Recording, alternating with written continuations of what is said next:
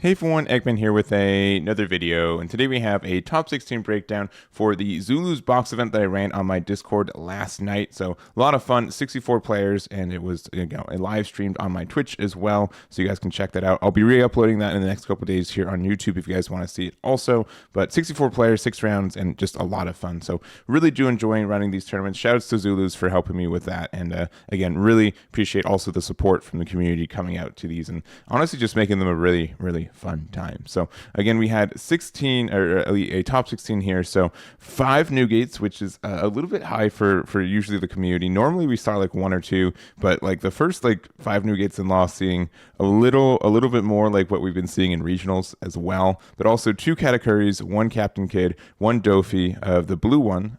So kind of beating out the blue crocodile, which is really interesting.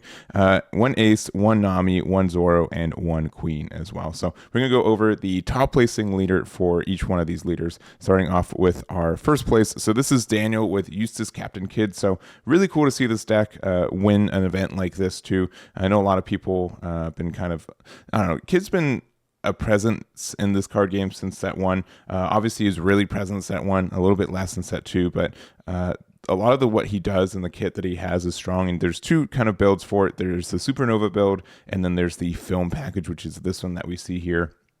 And I think the deck is strong. I know a lot of people have been using the green and purple Dofi for the film package because of the synergies between purple and green, and this the archetype in general, but you do get a lot of benefits for running this deck too, and like you can kind of see some of the matches that we saw with them on the stream too, but you are able to put down a lot of pressure. The fact that you are able to establish a lot of these vanillas, but also gain card advantage with cards like our Nami and also our Bonnie, since Bonnie does find a lot of these supernovas, including the Zoro and the Monkey D. Luffy too, which is really strong and helpful.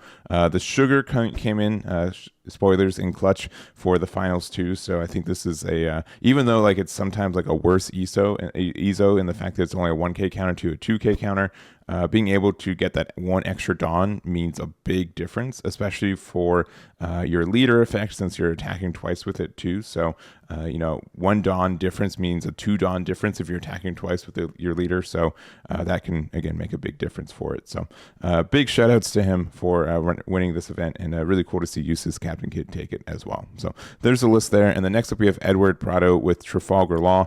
And this is what we've been seeing. I don't want to be too memey with it, but no events in this build, which I think is a little bit interesting. Normally I like to have like, a Rad Beam and Guard Point makes sense a lot of the time, because just leaving 1 open and means that you get so much potential for defense as well. But we do have 4 choppers and 4 beige, so that does help you out there for having more blockers. More people have been kind of going to 3 or even 2 copies of beige when I've been seeing, and then 4 whole copies of Vista. So really good removal with this card. You also can get some recursion with it too.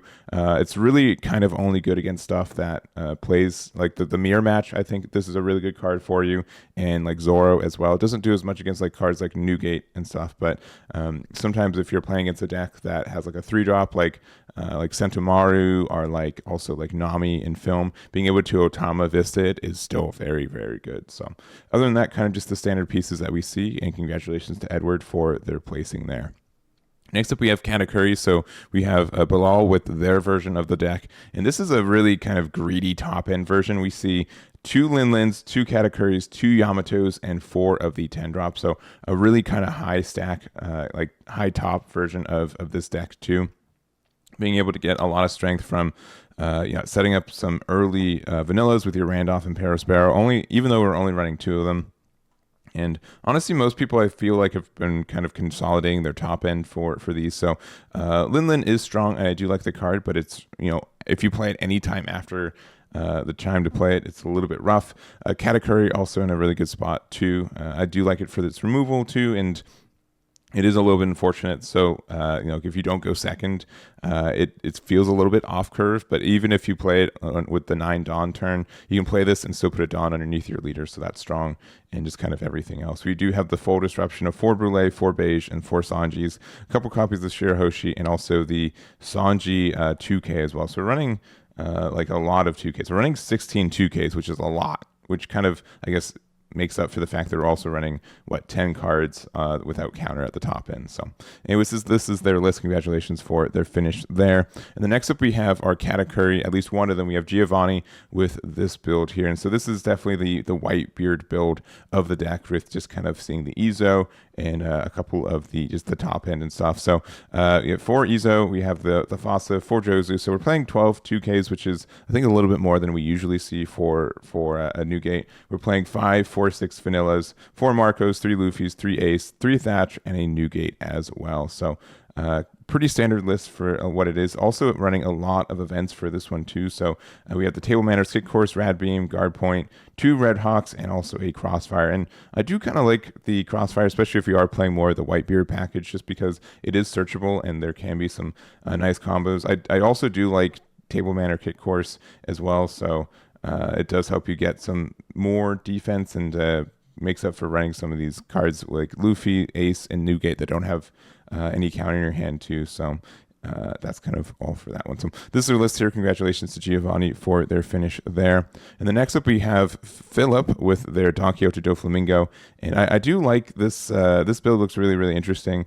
I know at the beginning of the format, a lot of people were on started at Croc, and mostly kind of the difference between the two of them is that Donquixote Doflamingo I think has a higher ceiling, but you do have to kind of set up the top of your deck with their Peronas as well as with your Donquixote Doflamingos too. And I will say, like, Mihawk feels like a little bit worse in this deck because you kind of have to like make a commitment that you're playing it next turn, or you want to use your leader effect next turn. So that's kind of something tricky for it. But playing this card on curve does feel very, very strong for this deck and start at Croc too. So I think that is a kind of decision point. But other than that, like, being able to be flexible with your event cards too. Gumrock Red Rock is good. 3,000 Wars is good. A lot of people have been on Dragon Twister as well because it does get you some early defense, which is nice.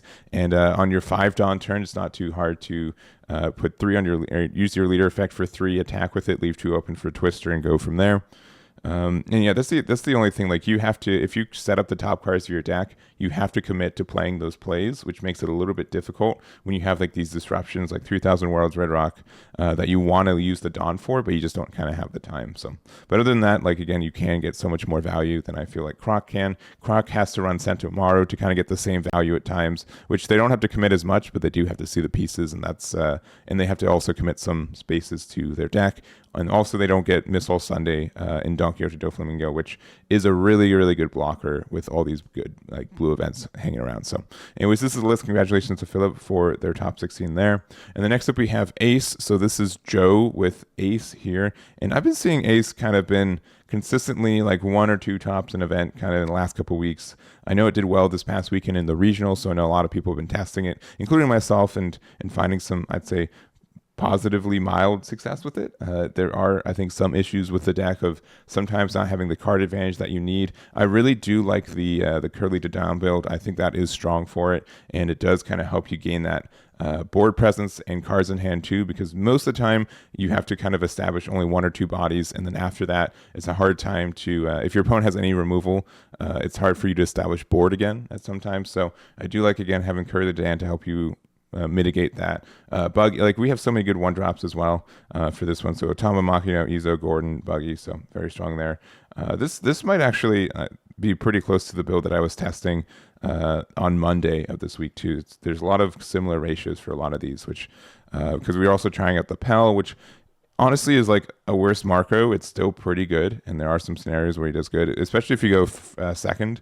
You can play Pal on turn 3, and the next turn you can Ace, give -3k to 2 things, and then use Pal effect. So that kind of like, you can't combo Ace with Marco, so being able to combo Ace with Pal is pretty good. And then no 4-drop, no 9-drop, no 4-drop Marco, no 9-drop Newgate, which I think is fine in this deck. We're kind of more aggressive, and we we don't really have time to play those blockers all the time either. So this is the list. Congratulations to Joe for their finish there. Next up we have let's see, Henry on Nami, and again, this is the Nami. This is the Nami build. I don't have much more to say about it besides this one works more often than any other build that I've seen, so that's very strong, and it does very well. So if you want to play Nami, play this build. If you have any unique builds that work better, let me know. I'm desperate. And congratulations to Henry for their finish there. Next up, we have our Zoro. So honestly, like I know that we've been kind of memeing as much of like, red's very good, and it did take half the spots, and then a Zoro and an Ace, which are kind of there. And Zoro's just been kind of falling off, I think, a little bit, which is interesting to see. I think Law honestly does what it wants to do a little bit better. It does have a good matchup into Law, since you are able to play Fire Fist, which I think Ace gets a little bit more of a foothold in the format because of that too. But I think that's kind of strong in general. So, but going into this list, we are playing the no event build of it as well, which has been kind of getting a little bit more popular the last couple of weeks. I don't know if it's been doing better, but I've been seeing it more often. So there is that. It is interesting to not play the Marco at all, though. It's even if you don't have any events to revive it, it is a strong card. But we're instead deciding to go again into the Pell, which this does have some combos with stuff like with Otama as well, are the 4-drop Brook. And this 4-drop Brook, I really do like it. I really like playing the card, and it kind of prevents our opponent from wanting to do anything. They have to kind of remove it, or it has a really good way to go into other and trade into other things. So that's something kind of note for. But I am really surprised we're playing Brook, but we're not playing any Marco too. But other than that, we just kind of play our 1-drop army of Otama, Makino, Nami, Magra, the 1-drop Sanji, and the 1-drop Sunny. So we have 8 1-drop of the vanilla, the Straw Hats, which is strong. Haruda to help you get some additional Dawn, and just everything else. So this is a list for Jams. Congratulations for their finish there. And to wrap it up, we have Doug on Queen, and we did have the fortune to see a Queen mirror match during this tournament, and it got there. It ended up going to time, unsurprising, and going to life counts too. But this deck I think has been doing okay in the last couple of weeks. It did win a regional 2 weeks ago. I think that kind of resparked some popularity on people trying it out, and I think it's been kind of up and down from there. At this point, it kind of just occasionally tops events, but doesn't it did win one, but doesn't see like a lot of people who do well with it, just kind of 1 or 2 people who do well with it kind of thing. So, but pretty standard build for this. We play as many trigger blockers as we can. We played 4 Donquixote Doflamingo, 2 pounds, and then our top end is 2 Soga King, 3 Katakuri, 4 Mihawk, and 4 Yamato as well. So I do kind of like Katakuri as the 4 of instead of Mihawk, just because this is an 8 cost, which means that we do have some more flexibilities in our play. We also run 3 copies of Gum Gum Rain, which is a lot, but it is helpful for getting us to our low hand size so we can start healing again, which is strong, and just kind of everything else for the deck. So not much more. Most of the builds I've been kind of seeing of Queen have been looking pretty similar to this, and congratulations to Doug for their finish as well. So that's going to be it for this event. Thank you guys again for making this event so awesome, and Zulus again for sponsoring and supporting it. We should be having another event in the next couple of weeks too, after Starter Deck 10 gets released here in North America, so be on the lookout for those as well. And that's going to be it for me. So thank you for watching, and I'll catch you all next time.